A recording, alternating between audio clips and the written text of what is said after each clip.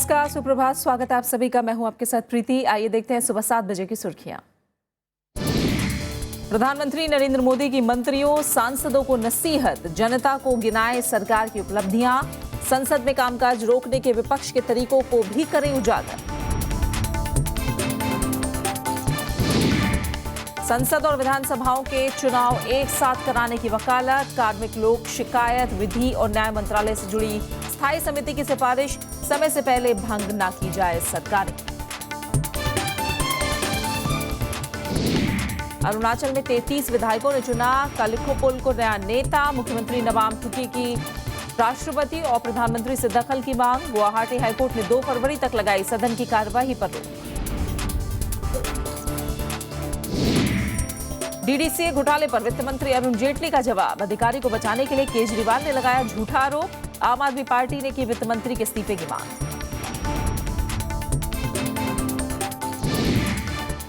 आतंकी संगठन आईएस के आर्थिक स्रोतों को रोकने का प्रस्ताव मंजूर, सुरक्षा परिषद के सदस्य देशों के वित्त मंत्रियों की बैठक में आम सहमति से फैसला, मददगारों पर लगेगी पाबंदी।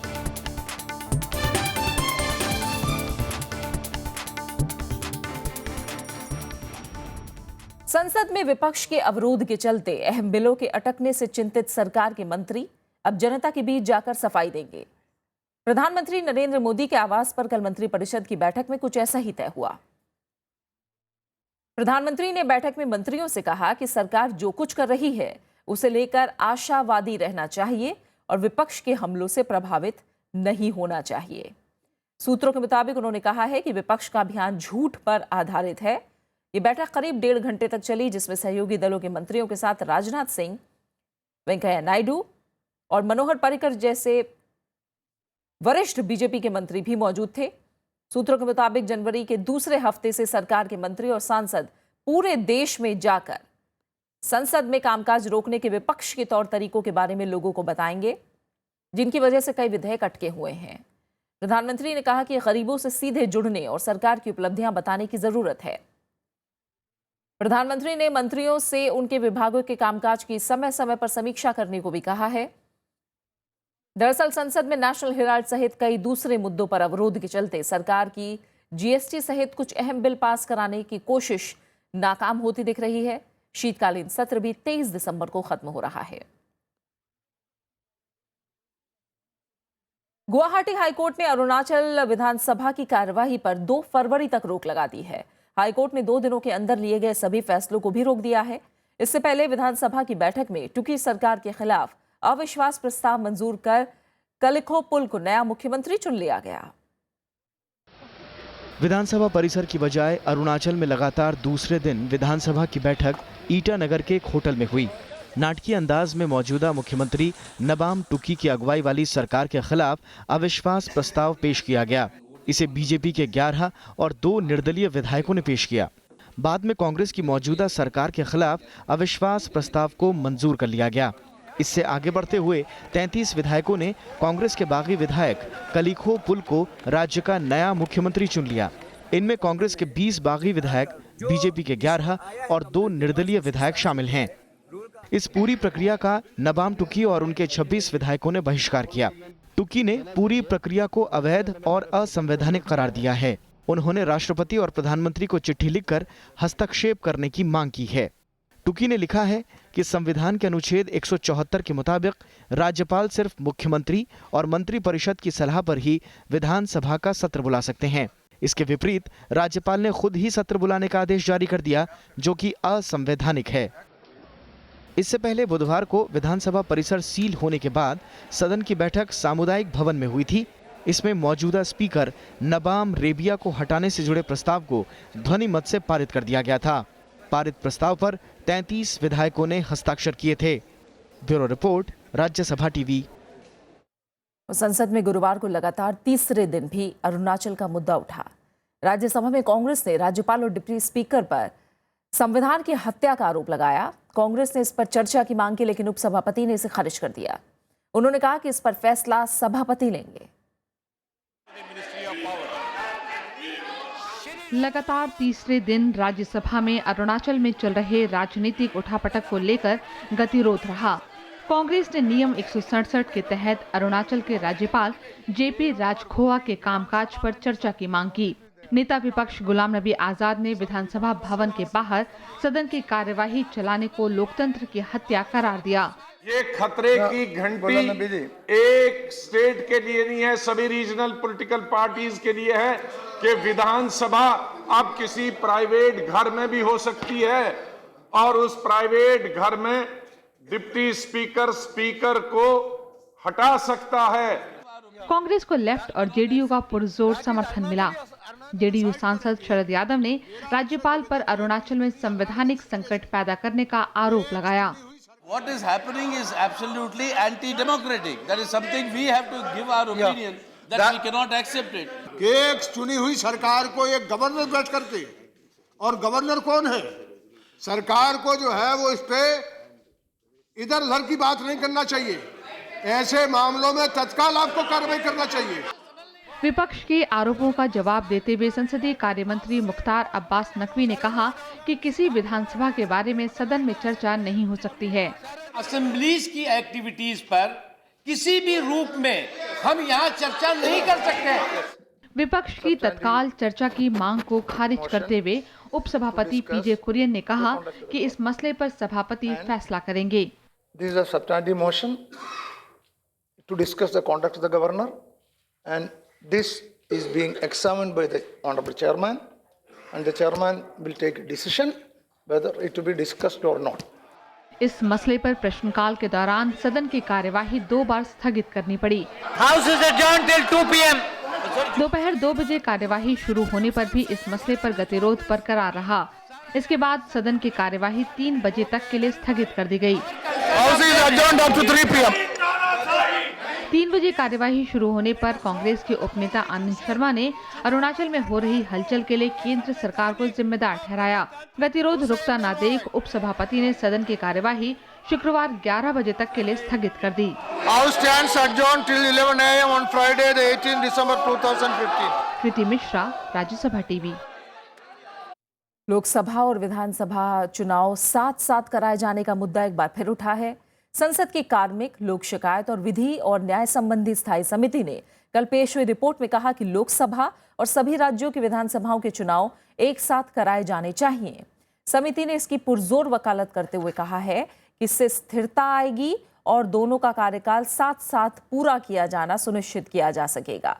समिति के सामने तमाम राजनीतिक दलों के प्रतिनिधियों ने भी इसे अच्छा विचार बताया है, लेकिन साथ ही नोट में यह भी कहा है कि इसे लागू करना बेहद मुश्किल होगा।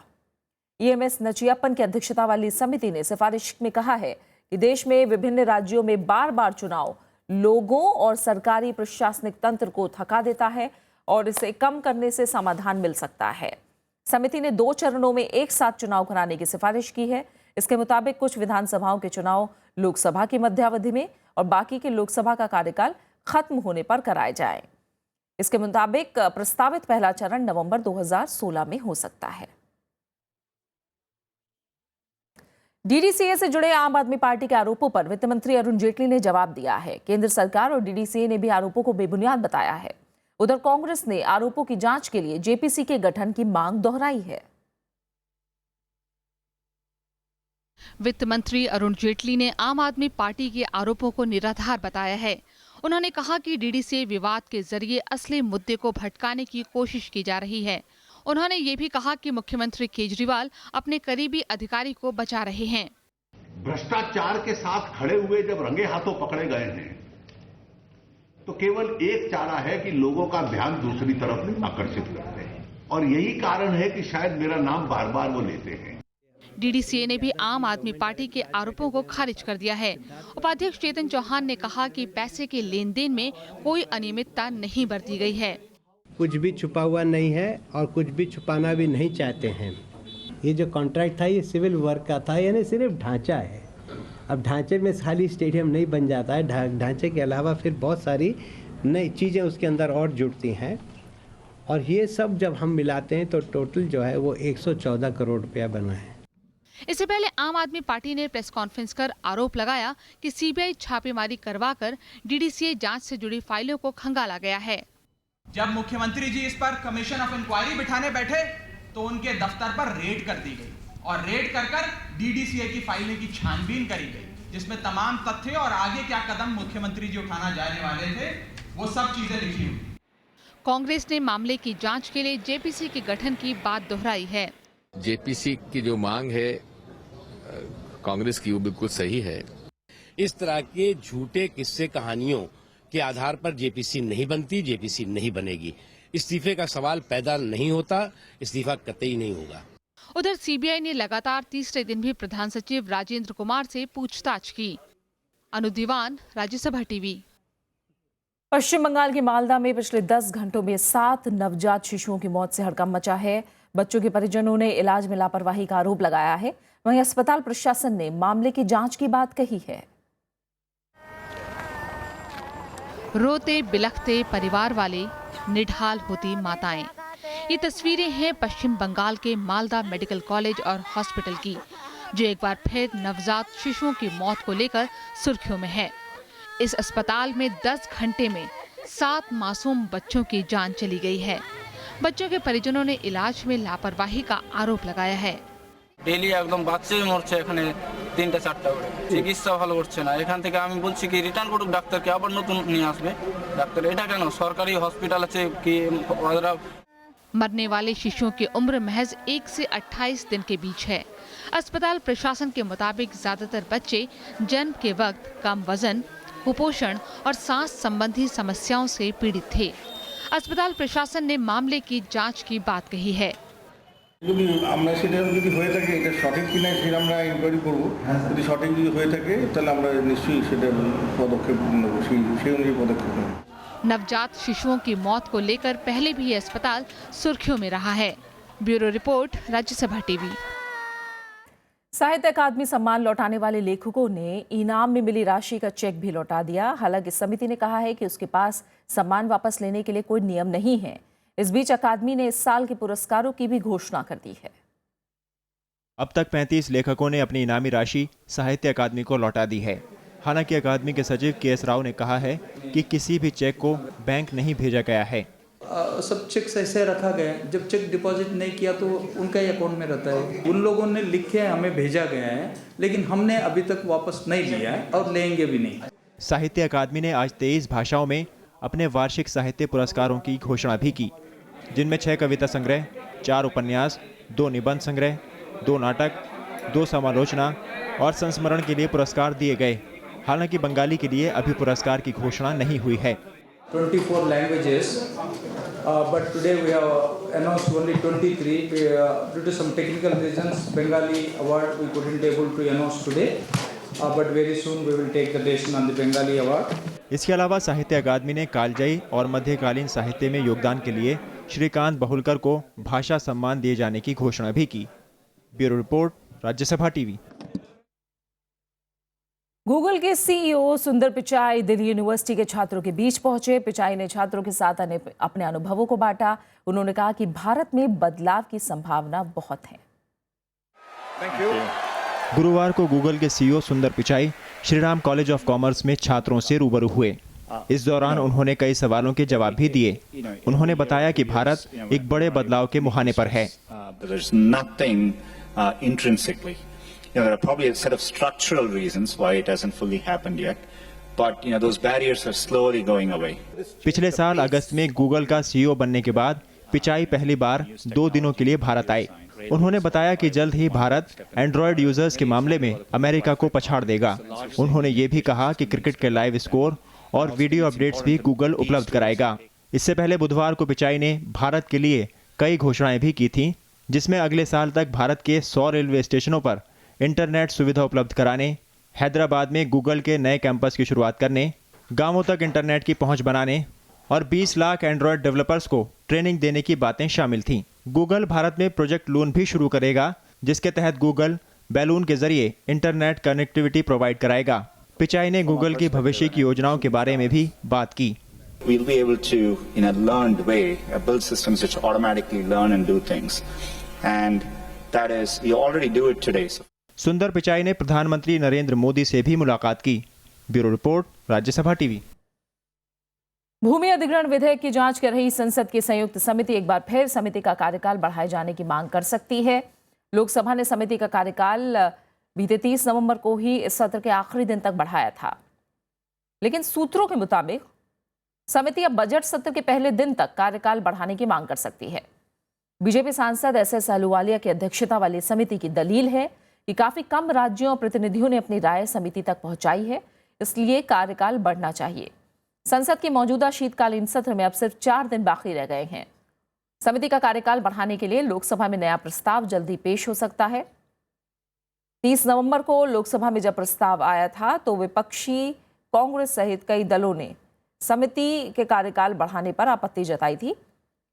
दरअसल प्रधानमंत्री नरेंद्र मोदी ने मन की बात कार्यक्रम में साफ किया था कि सरकार भूमि अधिग्रहण बिल पर अध्यादेश को चौथी बार नहीं लाएगी। भूमि बिल के कई प्रावधानों पर भारी विरोध के बीच यह अध्यादेश 31 अगस्त को समाप्त हो गया था। आप बने रहिए हमारे साथ, लौट रहे हैं एक छोटे से ब्रेक के बाद।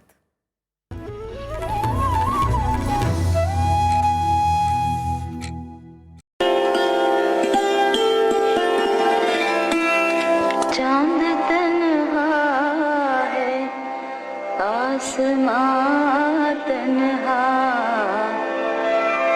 छोड़ जाएंगे जहां तन्हा।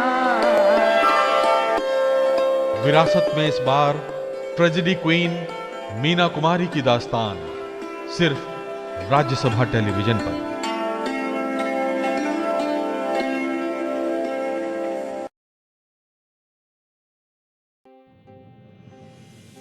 एक बुनियादी सवाल ये उठता है कि हम अपने संविधान में अपने आप को किस किस्म की सरकार देने जा रहे हैं। किसी भी संविधान में उसके नागरिकों का बुनियादी हक सबसे अहम मुद्दा होता है। मेरे रहते संविधान से आरक्षण नहीं हटने वाला। एग्जीक्यूटिव, जुडिशियरी और लेजिस्लेचर के तिगड़े को किसी एक सर्वशक्तिमान कैबिनेट की जकड़ से बाहर रखें। जमींदारी की जिन्होंने ये रियासतें देश के साथ विद्रोह के एवज में पाई हैं, वो आजकल जस्ट कंपेंसेशन चाहती। हिंदी ही हमारी राष्ट्रभाषा होगी। जब तक प्रांतों को आप कुछ जिम्मेदारी देंगे नहीं, सूबे जिम्मेदारी लेना सीखेंगे कैसे? किसी भी आईन में सब बातें लिखी नहीं जा सकती।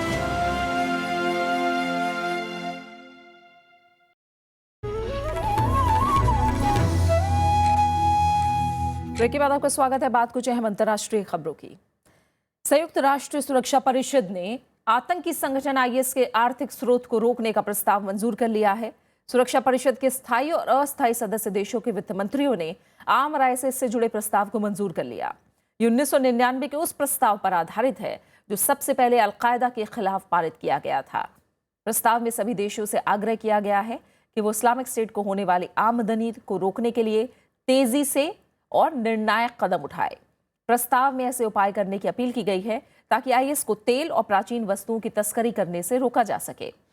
सुरक्षा परिषद में ऐसा ही प्रस्ताव इस साल फरवरी में पारित किया गया था, लेकिन राजनयिकों ने नियमित रूप से उसके उल्लंघन की शिकायतें की। अब जो भी व्यक्ति या समूह आईएस की मदद करेगा उस पर संयुक्त राष्ट्र के प्रतिबंध लागू होंगे।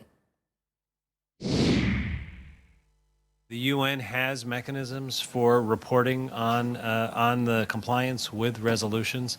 I think our view is the UN mechanisms should be put to work, and that we as finance ministers should be prepared to have additional discussions so that we can make sure that the actions that are called for to stop the flow of funds are all taken. करीब 9 साल के बाद America केंद्रीय bank federal reserve की ब्याज दरों में बढ़ोतरी का ऐलान का अमेरिकी बाजारों पर अच्छा असर दिखा, लेकिन भारत पर इसके असर को लेकर सरकार और अर्थशास्त्री एकमत नहीं है। अमेरिका में ब्याज दरें बढ़ने के बावजूद सेंसेक्स और निफ्टी करीब 1.25% की बढ़त के साथ बंद हुए।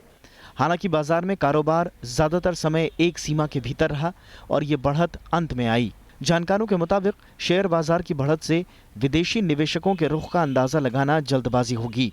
इस बीच कुछ महत्वपूर्ण सूचक जैसे सोना 200 रुपए प्रति 10 ग्राम से ज्यादा गिरा और चांदी में भी प्रति किलो करीब 350 की गिरावट देखने को मिली। हालांकि सरकार ने भारत पर कोई बड़ा असर पड़ने से इनकार किया है। Yes, the US, 25% basis point increase is something that concerns the Indian economy, but we are very confident that global confidence in the Indian economy will remain robust. All the indicators point to macroeconomic indicators of India being very, very positive. Really well cushioned on the macroeconomic side, so inflation is coming down. Our fiscal deficit situation is very good. External situation is also robust. The impact on India should be relatively minimal. Yeah. सरकार के इस बयान से कई कारोबारी पूरी तरह सहमत नहीं हैं। Since the hike is only 25 basis points, so there could be a very small rally, relief rally in our stock markets. Secondly, dollar would become costlier.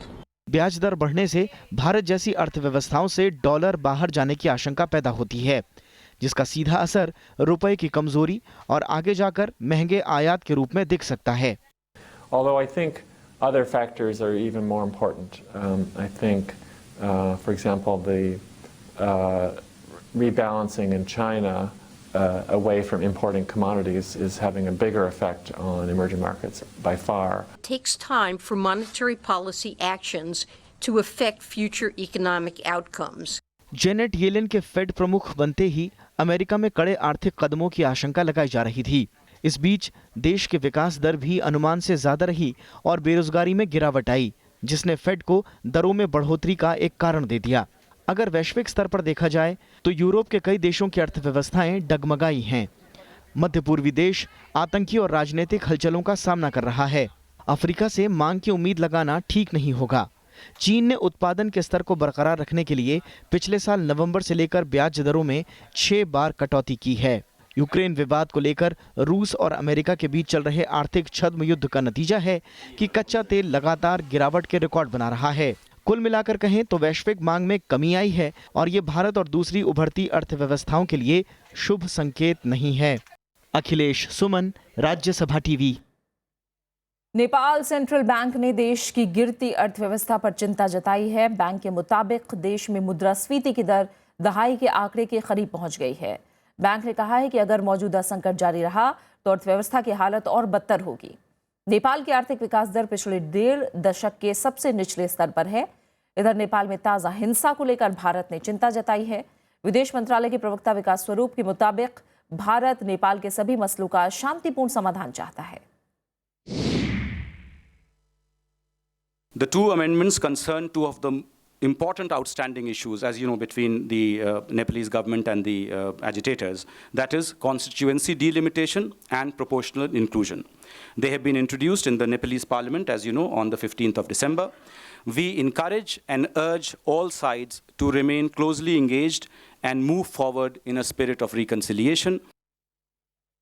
Bharat ने विकसित देशों में किसानों को दी जा रही भारी सब्सिडी पर चर्चा की मांग की है।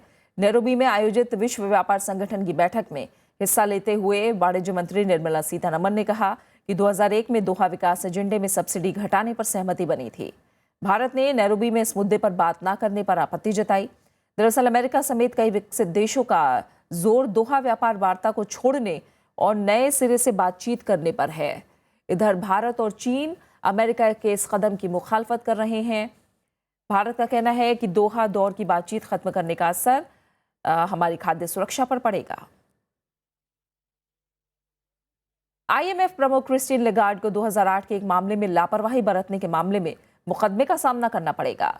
लेगार्ड पर फ्रांस के एक उद्योगपति बर्नार्ड टेपी को सरकार की तरफ से 40 करोड़ यूरो के भुगतान में लापरवाही बरतने का आरोप है। लेगार्ड उस समय फ्रांस की वित्त मंत्री थी। उनके कार्यकाल के दौरान उद्योगपति बर्नार्ड टेपी को सरकार की तरफ से बड़ा भुगतान किया गया था। मशहूर तमिल कवि तिरुवल्लुवर की याद में कल संसद भवन में कार्यक्रम आयोजित किया गया, जिसमें तमिलनाडु से आए स्कूली बच्चों ने हिस्सा लिया। समारोह में राज्यसभा के उपसभापति पीजे कुरियन, केंद्रीय मंत्री वेंकैया नायडू और स्मृति ईरानी के अलावा कई राजनीतिक दलों के सांसदों ने शिरकत की।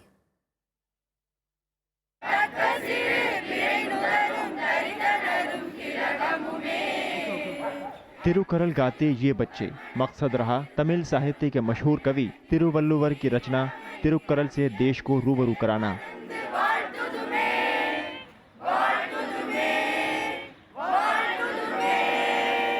When we encourage the literature of South, or when you study other languages of the country, then it automatically promotes national integration. तिरुकरल एक प्राचीन काव्य रचना है जिसे करीब 2000 साल पहले तिरुवल्लुवर ने लिखा था। ये रचना जीवन के हर पहलू के बारे में है। कार्यक्रम का आयोजन राज्यसभा सांसद तरुण विजय ने किया है। Tirukkural should be made to be translated to all Indian languages, should be made in all the libraries across the country. That really brings up the national integration. केवल तुलसीदास और वाल्मीकि भारत के प्रतिनिधि नहीं हो सकते जब तक हम आंडाल, तिरुवल्लुवर, सुब्रमण्य भारती, वेलु नाचियार को भी साथ में न जोड़ें। उद्देश्य ये है कि भारत को जाने। इस दौरान तमिल भाषा के कई साहित्यकारों को भी सम्मानित किया गया। वहीं तमिलनाडु से आए स्कूली बच्चों में इस समारोह को लेकर खासा उत्साह दिखा। It's a new experience, a good exposure. It's great. I'm so proud to be an Indian. हिंदुस्तानी कहने में मुझे गर्व है। मुझे very excited and no words to tell. कार्यक्रम में कई राजनीतिक दलों ने हिस्सा लिया। सरकार की कोशिश है कि साहित्य के जरिए भारत के सभी राज्यों को और करीब लाया जाए। नवविक्रम सिंह, राज्यसभा टीवी। और अब एक नजर देश और दुनिया की कुछ और बड़ी खबरों पर। विदेश मंत्रालय ने पाकिस्तान से वापस भारत लाई गई गीता की पहचान के लिए उसकी बचपन की तस्वीर जारी की है। गीता इस साल 26 अक्टूबर को दिल्ली लाई गई थी और फिलहाल वो इंदौर की एक स्वयंसेवी संस्था की देखरेख में है। आंध्र प्रदेश सरकार ने विदेशी शिक्षण संस्थानों को राज्य में अपना परिसर स्थापित करने की अनुमति देने का फैसला किया है। 15 शीर्ष विदेशी विश्वविद्यालयों और देश के 20 शीर्ष विश्वविद्यालयों को राज्य में परिसर स्थापित करने की अनुमति दी जाएगी। रेवा खेत्रपाल को दिल्ली का लोकायुक्त बनाया गया है। कुछ दिन पहले दिल्ली के मुख्यमंत्री और विपक्षी नेता विजेंद्र कुमार के बीच बैठक के बाद इस मामले पर सहमति बनी थी। रेवा खेत्रपाल को उपराज्यपाल नजीब जंग ने शपथ दिलाई। झारखंड के लोहरदगा सीट पर हुए उपचुनाव में कांग्रेस ने 23,000 से ज्यादा वोटों से जीत हासिल की है। कांग्रेस के सुखदेव भगत ने एनडीए की उम्मीदवार नीरू भगत को मात दी। लोहरदगा में 14 दिसंबर को वोट डाले गए थे। हरियाणा पंचायत चुनाव के पहले चरण के लिए नोटिफिकेशन जारी कर दिया गया है। हरियाणा में 3 चरणों में मतदान होगा। पहले चरण के लिए 10 जनवरी को वोट डाले जाएंगे। दूसरे दौर के लिए 17 और तीसरे दौर के लिए 24 जनवरी को मतदान होगा। आतंकियों ने श्रीनगर में एक बार फिर सुरक्षा बलों को निशाना बनाया है। इस बार हमला श्रीनगर के डाउनटाउन इलाके में किया गया है। ये इलाका नवाकद्दल के बरेरीपोरा में आता है। हमले में कोई घायल नहीं हुआ है, जबकि 2 गाड़ियां इस दौरान क्षतिग्रस्त हो गईं। दिल्ली के पटियाला हाउस कोर्ट ने अलकायदा के 2 संदिग्ध मोहम्मद आसिफ और अब्दुल रहमान को 12 दिनों के लिए पुलिस रिमांड में भेज दिया है। वहीं स्पेशल सेल की टीम ने उत्तर प्रदेश के संभल से एक और संदिग्ध को गिरफ्तार किया है। मुंबई एयरपोर्ट पर सह पायलट की गलती से हुई टेक्नीशियन की मौत के मामले की जांच शुरू हो गई है। सह पायलट ने पुशबैक सिग्नल को गलती से इंजन शुरू करने का संकेत समझा और उसे चालू कर दिया, जिससे इंजन के करीब खड़ा कर्मचारी रवि सुब्रमण्यम इंजन में खिंचा चला गया।